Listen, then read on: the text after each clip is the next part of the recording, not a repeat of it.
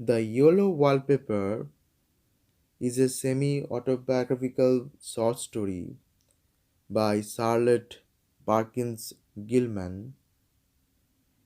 It is actually a critique of restcure advised for women's hysteria and was popularized by the then famous neurologist Dr. Michelle. In fact, Gilman suffered from postpartum depression and she was advised the rest cure.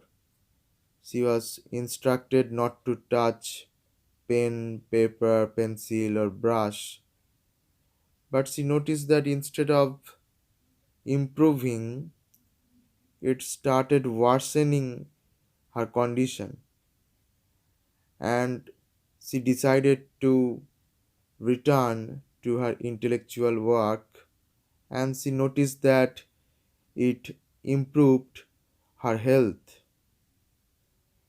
So she wrote the short story. It was published in January 1892. So it is a criticism of a culture that undermines women's right to intellectual freedom and intellectual development.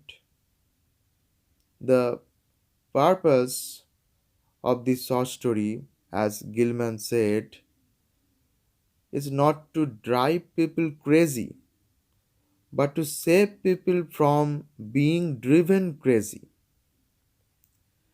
Actually, at that time, uh, the cause of hysteria was thought to be the movement of womb in woman's body. So the doctors prescribed the rest cure, which actually did not work. Instead, it snatched away the women's right to intellectual freedom. So, in this story, we find that there is an unnamed narrator. Her husband's name is John, who is a doctor. The narrator's brother is also a doctor, and she is suffering from postpartum depression, very much like the author Gilman. And she was advised not to touch pen, pencil, and paper and allowed only 2 hours intellectual life. But it pushed her more into depression. She was confined into a room which was definitely not liked by her, and 2 weeks passed in this way. John's sister was really very careful of her, but she decided to write again, and she started writing without her knowledge. The second part of the story started after 4th July. 4th July is significantly the Independence Day of United States of America. She became obsessed with the wallpaper of the room.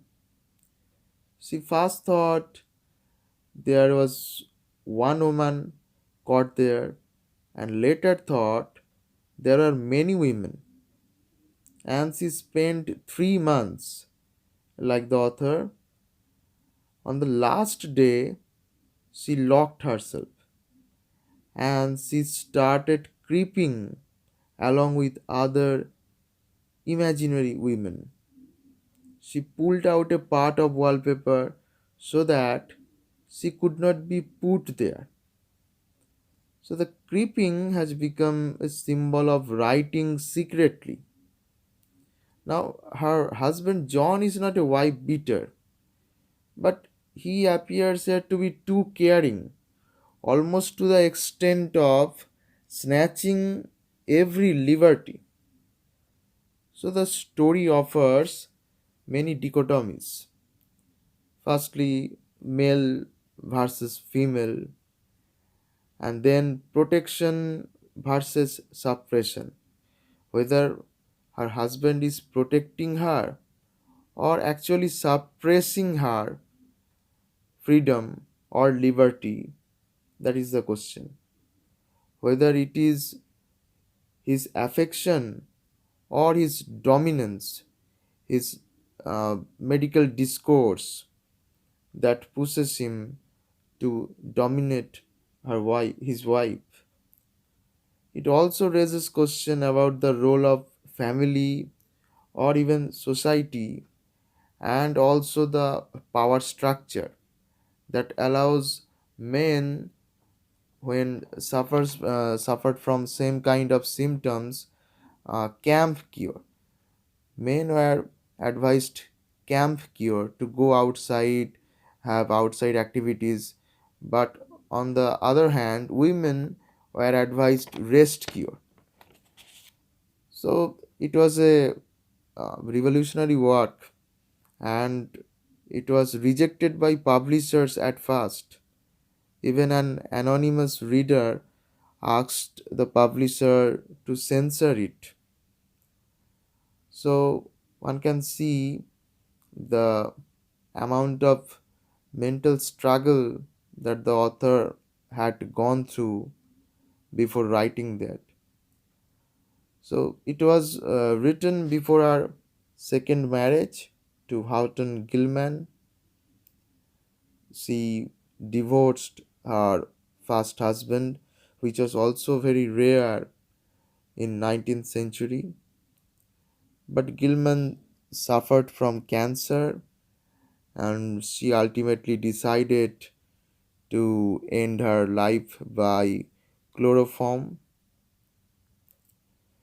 In 1992, to commemorate 100 years of publication of the short story, Catherine Golden published The Captive Imagination, a casebook on the yellow wallpaper.